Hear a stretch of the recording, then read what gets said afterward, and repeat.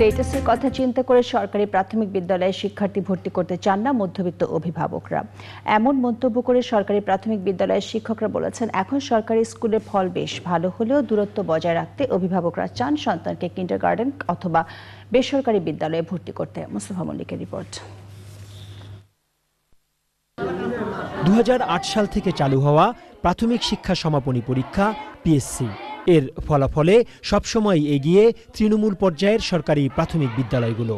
সরকারি প্রাথমিক বিদ্যালয়ে ভর্তি ফি কিংবা মাসে মাসে কোনো বেতনও লাগে না, সবকিছুই বিনামূল্যে। তাই সমাজের সুবিধা বঞ্চিত শিশুরাই বেশি ভর্তি হয় সরকারি প্রাথমিক বিদ্যালয়গুলোতে।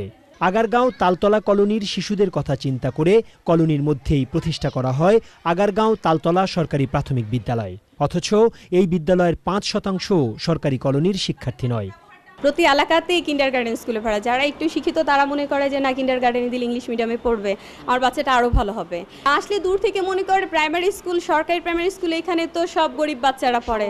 প্রাথমিক বিদ্যালয়গুলিতে পাঠ্যসংশ্লিষ্ট যে উপকরণ দরকার সেভাবে সুন্দরভাবে হয়তো গোছানো নাই, বসার অসুবিধা, তারপর শ্রেণীকক্ষে অনেক ছাত্রছাত্রী, তাদেরকে টিচাররা সুন্দরভাবে গাইড করতে পারে কিনা।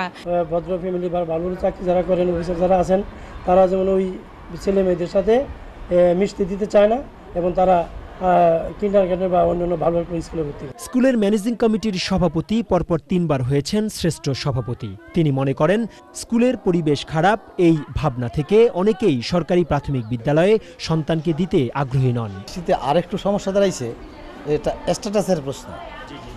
ভাবি তোমার বাচ্চা কোন স্কুলে পড়ে? অমুক স্কুলে, কিন্ডারগার্টেন। তখনই ওই ভাবি মনে করে আমার বাচ্চারা আর প্রাইমারি স্কুল দেবো না। প্রাইমারি স্কুলটাকে তারা ভাবে এই জায়গায় সরকারি প্রাইমারিকে, যে জায়গায় বোধহয় পড়াশোনা কম হয়।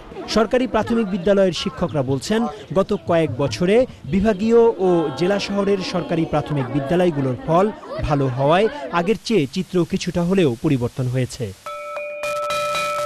Mustafa Mallik, Channel i, Dhaka.